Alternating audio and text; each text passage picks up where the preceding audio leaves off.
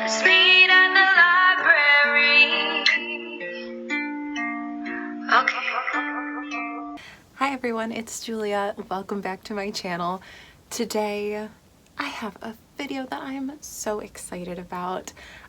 First of all, you're probably wondering why I'm looking so well lit. Your girl got a ring light for Christmas, so we're shining bright like a diamond, just as Rihanna would say. If I happen to look too bright, let me know in the comments. There's room for adjustment, but I'm very excited about this. So something interesting happened since I've last filmed, which is that I guess I sort of confessed, I don't know, that sounds silly to say, that I have a booktube channel to some of my very dear real life friends. So they're probably watching this. Hey guys. And one of them is my roommate, Katie. So she will be on my channel eventually. Probably all of them will. But you may hear her or hear me talking to her because now I don't have to film in stealth like a crazy person. I can just do it when she's home and say, hey, I'm gonna be filming. So that's a thing. She also coined the name of this video, 2 videos probably, which I love. She said, you should call your best and worst books of the year the winners and sinners of 2019. And I was like, yes. So I thought we'd start with the winners because I want to talk about some good books, you know? I tried to make a top 5 list and I just couldn't do it. Your girl couldn't narrow it down to 5 books to talk about. So I'm going to talk about my top 10 books that I loved the most this year, not including rereads, or else Othello and Twelfth Night would also be on here because 2 of my favorites from the Bard. These are in no particular order. Some of these books I rated 5 stars, some of them were like a high 4.5 or so stars, but I'm just very picky and I have a crazy rating scale where I talk about plot, characters, pacing, writing, and my general enjoyment. So even if it wasn't like a technically perfect book in my eyes, it still might be one of my favorite books because these are just ones that I couldn't stop thinking about. I will say there's a lot of books, like really, really good books that I read this year that sadly are not on this list because I somehow read over 100 books this year. That's crazy. So here are some honorable mentions. Ooh. Okay, to the real list. The first book that I need to talk about is cheating because it's 2 books. It's The Diviners and Lair of Dreams, both by Libba Bray. They're the first 2 books in her Diviners series. And wow, if that series isn't just like made for me. I really recently actually talked about Lair of Dreams, so I won't get too far into detail, but basically this series takes place in the 1920s in New York, and there are paranormal things. Diviners themselves are people who have like a special power, like dream walking or reading like memories from an object, or you know, magical healing. And there's also like ghosts and crazy things about, and it's just like, it's my cup of tea. I don't know how better to put it. I love the characters, I love the setting. The books are a little long, but I thoroughly enjoy it. So like, hey, tell me your long story, Libba Bray. I don't care, I'll keep reading. The next one I have to read is Before the Devil Breaks You, so I'll definitely be reading that in 2020. And I think the 4th book, I don't know the title, it's something about crows, comes out next year, so there's exciting things happening. My hair looks really dark, no? Wow. So yeah, they're just 2 of my favorites, and not to be a 14-year-old, but Jericho Jones is my book boyfriend. I love him so much. I to this day am afraid to keep reading because Jocelyn told me, no, you're wrong, you should love Sam, and I feel like there's something that's going to happen that really makes me have that awakening, or really just makes me sad about Jericho. But yeah, no, I really like Sam as a character, and I even like Sam with Evie, but I much strongly prefer Jericho. What are you gonna do? The next book on my favorites list is Grave Mercy by Robin Lefevers, I think is her name. Oh my gosh, this book hit me like a ton of bricks. I didn't know what to expect, so I had a sort of mission this year that no one knew about because I filmed it, never edited or uploaded it, so it was a secret mission, to read one book a month of the oldest TBR books on my shelf. So I went to Goodreads, found all of the oldest books that were on my want to read shelf that I actually owned on my physical bookshelf. Don't know why I'm pointing. That's not a bookshelf, that's my wall. And I did that. Well, I'm actually still working on the last two, but we don't need to talk about that. Oh my God, this was the very first one I read, so it was literally probably like the oldest book that I owned, and I laughed, I cried, I swooned, I just, like, I can't believe I was sleeping on this book for so long. Grave Mercy is about this, like, abbey where they train assassin nuns. Hello, and they like literally, what's the word I'm looking for? I guess worship like the god of death, but he's not like an evil god. He's like, that's just his deal, you know, like he is the god of death. I think they called him like Saint Mortain or something like that. It was like such, oh my gosh, there is a tweet that I tweeted way in the beginning of the year just listing all the things I loved about this book. If I can find it, it's going up here. But it has everything. It has like this lush historical setting. It's in like, it's not France, somewhere near France. There's like court politics. There's real historical figures that were like handled very well. There's feminism, and there's like a really great romance. Some people weren't as big of a fan. I was a very big fan of the romance, okay? Why would you have like fake dating tropes when you could have fake this is my mistress tropes? Like, that's just amazing to me. Like, wow.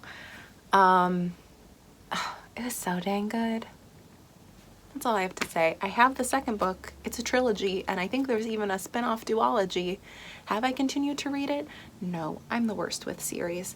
Oh my God, I've already been filming for 8.5 minutes, and I've talked about 2 books. We need to move on.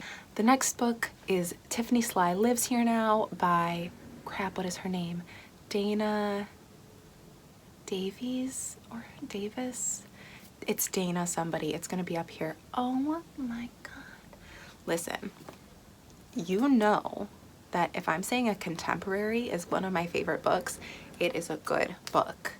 First of all, I've never heard anyone talk about this book, and shame on all of you because it's beautiful. It's another book that like made me laugh, made me cry. I loved it. So this is about a teenage girl named Tiffany who, her mother dies. It's very sad. I believe she had cancer, and she goes to live with the man she believes is her biological father, but right before she does, another man comes and says, I think I'm your biological father. And so it's about like her discovery of who she is and who her family is, and like when she gets there, this man has like a new wife and like other kids, and getting to know them, and like how does she fit in as a part of this new family. And let me tell you, this book was so good. It had no romance plot, thank God, because it didn't need one. There are some books that we don't need a romance plot line, okay? And this was one of them. It was about who Tiffany is and her family. It wasn't about love. It was so beautiful. I cried like 2 or 3 times. I definitely got a little ranty when I was reading it because I could not stand the man she went to live with for the majority of the book. I really just could not with him. But in the end, I was happy with the end of the story. So yeah, oh my god, it was so good. Please read this. Oh my gosh. Next up, we have The Girl in the Tower by Katherine Arden. This is the second book in the Winter Night trilogy.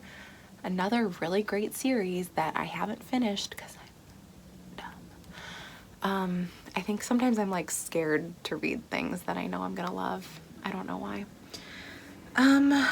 Where do I even start? I mean, Katherine Arden's writing is just, it's like she and Catherine M. Valente are like these modern mothers of fairy tale telling, if that makes any sense.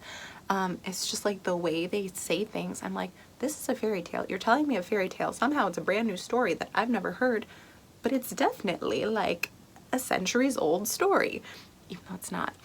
The Winter Night trilogy is all about a girl named Vasilisa Petrovna in like ye old Russia.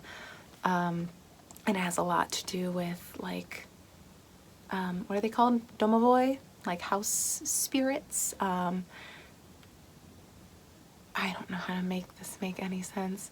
And it's about Russian mythology and this girl's journey to her own independence and being who she wants to be. And oh, I love it so much. Oh my gosh. Just the main character is fantastic and the writing is so beautiful and it's just like so lush and atmospheric. And if you're ever looking for a book to make you feel like you're in the middle of a snowy, brutal winter, read the Winter Night trilogy because that'll do it. We currently have no snow in Michigan, even though it's December 27th, so that would work for me right now. The 5th book I have on my list is The Lovely Bones by, what was her name? Alice Sebold? Didn't know how to say it when I read it, still don't know. I should look that up. Wow. I love an interesting father-daughter dynamic in a story.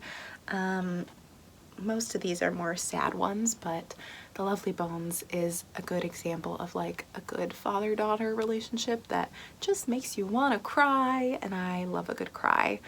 The Lovely Bones is, I was gonna say based on a movie. That's not true. There's a movie based on the book, starring Saoirse Ronan. It's a great film, but it does not hold a candle to this book. I cried just multiple times. Sometimes I would read like this really basic sentence and I'd be like, oh, what's happening? Oh, whoops. It was just beautiful. It is very emotional, so it might not be for everyone, but it's about a 13 or 14-year-old girl named Susie Salmon who is raped and murdered.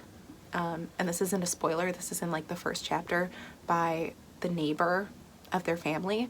And it's about grief and family relationships and like a little tiny bit of solving that mystery, but it's like not a story about that also. Like you would think that this is a story about like her family hunting down and getting revenge on the person who killed their daughter, but it's like not. It's this really slow moving, character driven,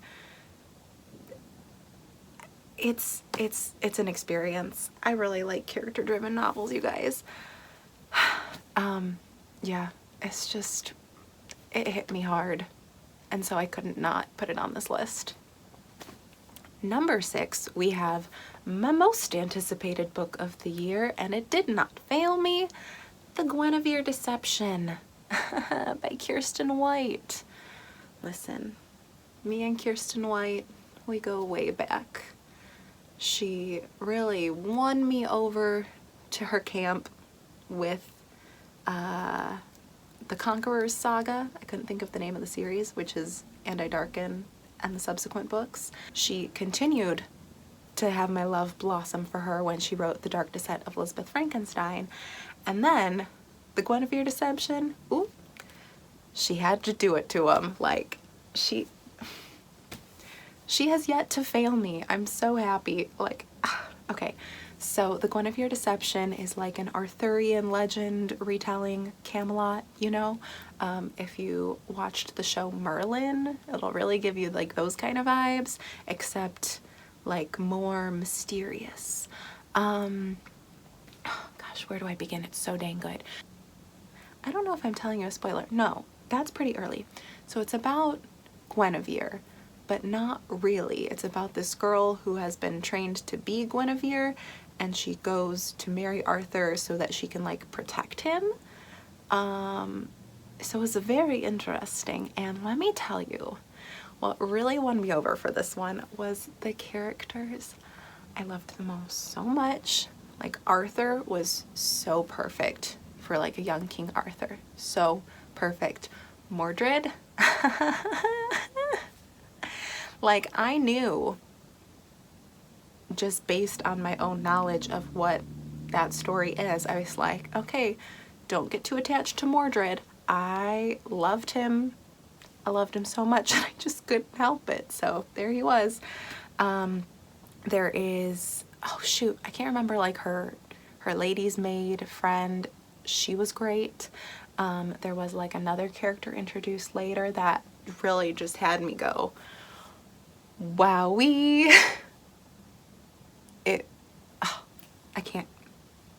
I can't even. This book gets me so excited, and I think it's gonna be a trilogy, so I don't know when the second one comes out, but Kirsten, listen, Kirsten, Miss White, may I call you Kirsten? I think you're married. You're probably Mrs. White. If you wanna do a girl a solid and send me that arc, I will hype you up till Kingdom Come, okay? It's what I did for the Guinevere Deception, it's what I did for The Dark Descent of Elizabeth Frankenstein, and I will continue. I will gladly be your hype woman, please. Number 7 on the list, we have a middle grade book. Isn't that sweet? It's Starcrossed by Barbara D. Oh my god, this was so cute. We know that my favorite trope in the history of the world is putting on a play within a story, like a story within a story. I love dramatic irony, I love parallels, and I love like forced proximity, like, oh no, I guess I have to act like I'm in love with you. Oh, all those things, yes. So Starcrossed is about a 13-year-old girl named Maddie. She's in 8th grade and her school is doing Romeo and Juliet, oh yeah. Which is, I mean, every play within a story is a good play, but Romeo and Juliet is like peak, you know? She is reading Shakespeare in class and she's discovering, she's like, this is beautiful, I can relate to this, I think I'm obsessed with Shakespeare, and like literally that was the awakening that I had at her age. Like, I saw our 8th grade, not even, I saw the 8th grade play when I was in 6th or 7th grade, and it was Midsummer Night's Dream. So good. And and from that moment on, I was like, I think I'm obsessed with Shakespeare.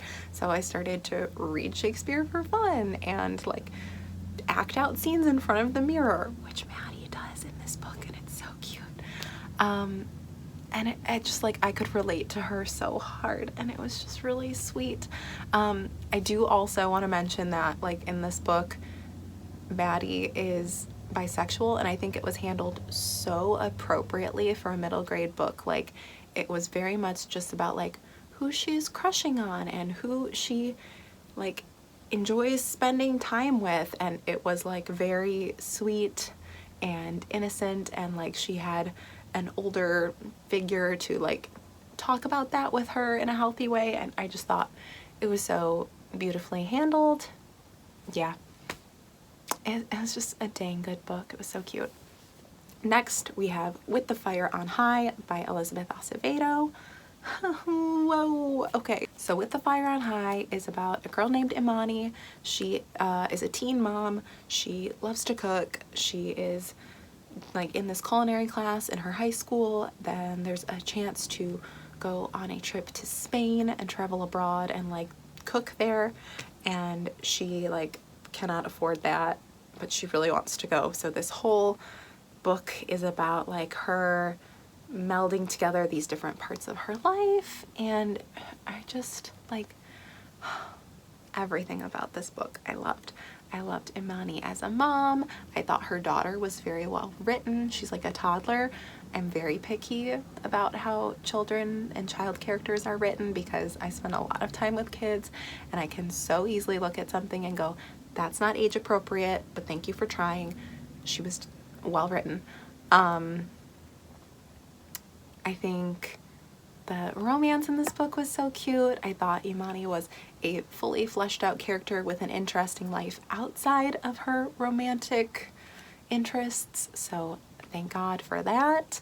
And I just couldn't stop crying. I think I cried about 5-6 times maybe. Sometimes it would just be like a little sentence, just like The Lovely Bones, and I'd be like, oh no, okay.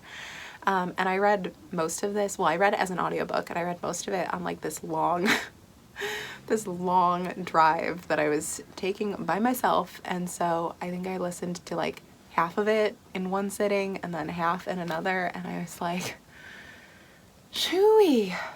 It just, yeah. The hype for Elizabeth Acevedo's writing is real. And also she narrates her own audiobook, and like that is a blessing because I feel like authors really know the way they intended sentences like to come across, and like the intonation they wanted and which words are emphasized. And so I think it was so good that she did her own audiobook, and she has a lovely voice also. So yeah. Okay, we're almost done. We have 2 more books. This one is a bit of a wild card. Unmask Me If You Can by Shayna Galen. You're probably looking at this cover next to me and going, are you sure this is on the right list? Because that cover is hideous. And it is. This book,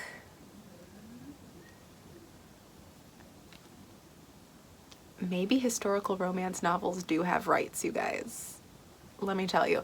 I think this is the only historical romance I've ever read, like a cheesy one, that I rated over 4 stars. I gave it like 4.5 stars. Okay, so this video is talking about a lot of books, but this book is going to get its own video at some point because I cannot even, I'll also tell you my tweet or show you my tweet about this book because I couldn't even believe what I was reading. I was like, this is amazing. So Unmask Me If You Can is about a woman who has a child. This isn't really a spoiler. It's like very obvious from the beginning. That was the result of rape. Why is got a lot of like rape and moms on this list, and that's a weird dynamic. But she like loves her son. She's an amazing mother, but she is really, is it distrustful? Mistrustful? Oh no, here's where I look dumb. She does not trust men in general. So she like basically lives in this house with her son, kind of like by the sea with a really small town. Like she just ran away from home after the incident because she was supposed to be engaged to that man. Also, fun fact, her name is Olivia. She's named after the character from 12th Night, so parents with taste, not in men, but in literature. And our main male character, Jasper, has a facial disfigurement from, well, he was burned in a fire. Let's just leave it there. And so he like wears a mask most of the time. It's very Phantom of the Opera, except way less broody, way less problematic. And wow, their relationship was so good. This, let me tell you, I have never read anything like just a regular book or a romance novel with this much explicit consent and mutual respect between two love interests. Like, it was, like, it brought me to tears. It brought me to tears that he would be like, is this okay? We can stop anytime you want. Do you still like this? Like, do you want to kiss me? Yes or no? Like, you can change your mind anytime. Like, everything. It was really beautiful, you guys. It was just like, especially considering her circumstance, I think it was very important that that be the case as their relationship grew, that he was like always making sure that she was all right. And like, even it wasn't always verbal consent too. Like, if she would like pull away, like he would instantly stop like kissing her or holding her, and he'd be like, you didn't like that, tell me what I did wrong. Like, you can't beat that. Also, I just think that their relationship grew at a pace that made a lot of sense for them in their circumstances. And the best part, outside of that whole beautiful nugget of consent and respect, was that their relationship was like strong, okay? The conflict in the book was all external. It was never them like having miscommunications or not understanding one another. Like, that grinds my gears. Just learn how to express yourself. They always wanted to be together. They always understood one another. It was external forces working to keep them apart, which is what I think a romance novel conflict should be, because if the conflict is that you guys aren't a good couple, why am I rooting for you? I should be rooting for you despite your circumstances. Duh. The final book on this list is Sweet Bitter by Stephanie Danler. I had to include this on this list because I don't stop thinking about this book. I think about this book so often because it really took me by surprise. Like, Stephanie Danler's writing is so visceral. Like, I felt like I related to experiences that I've never had. I felt the atmosphere, I felt what our character was feeling, and I was just like, how are you doing this? And this is your debut? What? I think she has a memoir coming out in 2020, and I am ready. This is about a girl who works in a kitchen. It's like, literally, when people say coming of age story, this book is exactly what a coming of age story is, because it's about this girl basically just like leaving home. She's like 20 or 21. She's like young.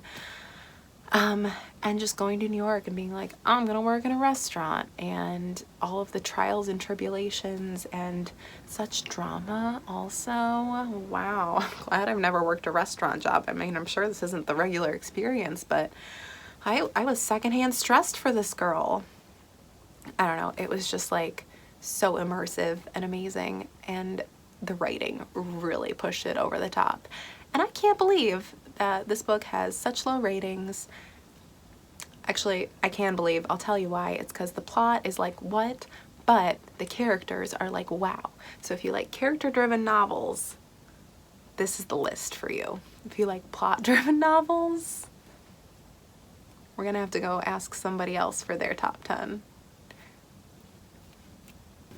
Alright, so those are my top 10 books of 2019. The top 10 best books I read, the 10 winners.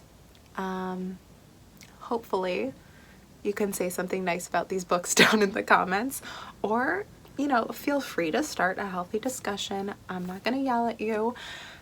I'm gonna disagree with you, because these books are just a part of my soul. But go ahead and say your honest piece, that's fine. Be sure to check out all my socials down below. Subscribe if you want to see more from me. Also, be sure to give this video a thumbs up if you liked it. That really helps me out and lets me know what kind of content you're enjoying on my channel, so I can make more of that. Thank you all so much for watching, and you'll see more of me soon. Bye!